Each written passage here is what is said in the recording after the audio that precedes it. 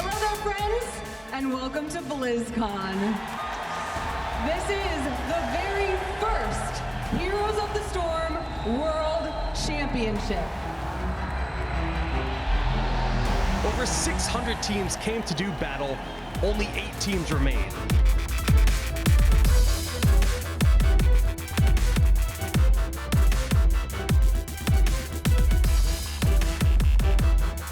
These teams are fighting for that world title, but let's not forget, they would also like to take home a hefty share of that $500,000 prize pool. Previously, during opening week, 8 of the best teams in the world battled to cement their position in the final bracket of the Heroes of the Storm World Championship. Representing 5 global regions, these teams had come far, but when the dust settled on the opening week matches, only the Americas and European regional champions, Cloud9 and Na'Vi, were able to secure a spot in the semifinals for a chance at the $200,000 grand prize. No teams were eliminated, but the stage was set for the final shot at the world title. And it has been quite a wild ride here at the road to BlizzCon, and I can't think of 2 guys I'd rather experience this with other than Kubi and Grubby. BlizzCon weekend opened day 1 with its first matchup pitting Taiwan's GIA against China's YL.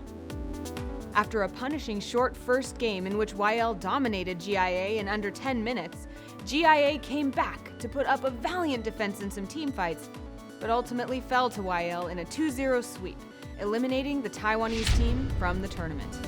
In the second matchup of the day, the once favored North America team Tempo Storm sought to regain some of their former glory in a battle against the Chinese composite team Braveheart. Braveheart themselves seemed eager to prove how much they had improved as a new team in a week, tightly contesting Tempo Storm in the first game of the series, but ultimately crumbling as Tempo Storm kept the pressure on their core. This is going to be a very interesting one. Obviously, Tempo Storm looked very, very good in their first round when they were going up against DK. They really had a strong chance to even take down their opponent, and they're going to be looking for a revenge here. In Game 2, Tempo paid the price for an ambitious draft as Braveheart capitalized on their inability to engage, serving up a salty win. In Game 3, Tempo got a strong start on their map pick of Dragonshire, but mistakes later in the game allowed Braveheart to stop Tempo's momentum and send the North American team home defeated. The next set of games brought an opening week rematch for Europe's Team Dignitas and China's Team YL.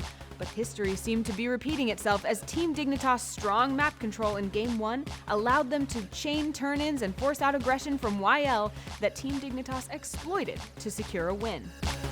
Game 2 saw Team Dignitas coming out ahead in teamfights with Tyrael's Sanctification, but ultimately it was a match of mind games, as YL attempted to backdoor on Team Dignitas' exposed core, with Team Dignitas baiting out a recall to draw YL back to their own base, forcing YL to face Team Dignitas pushing with their Immortal for the win.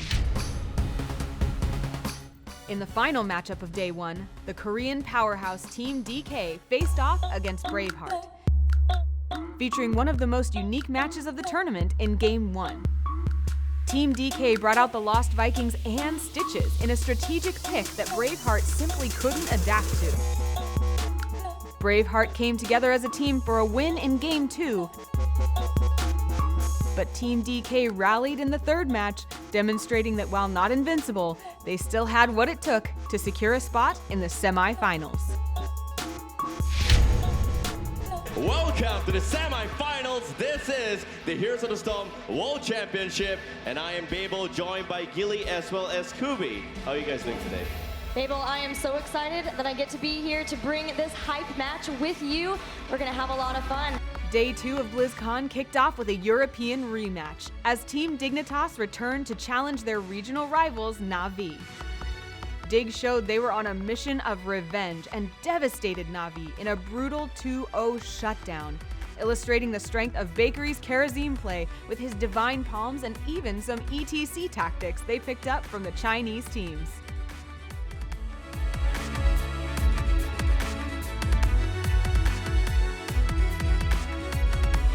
In the second half of the semifinals, Team DK took on Cloud9, and despite a lead in Game 1 from Team DK in the early game with multiple Dragon Knights, Cloud9 found their stride in the late game to pick up a win. Riding that wave of confidence, Cloud9 gambled on bringing the Murky Dream back to life in Game 2, with support from Tassadar, Abathur, and Brightwing sealing the deal and throwing off DK's game, securing a place for the Americas champions in the final showdown.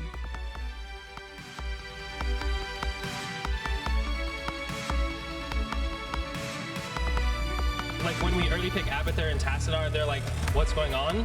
So we knew they had no experience with the composition and it would be, solid. Finally, it came back down to the biggest rivalry of the weekend, North America versus Europe, as Cloud9 and Team Dignitas took the spotlight at the grand finals in a best-of-5. Very cautious starts for both teams showed the respect for each other that they deserved. But Cloud9's confidence showed early, and their unconventional picks and innovative strategies dominated the matches.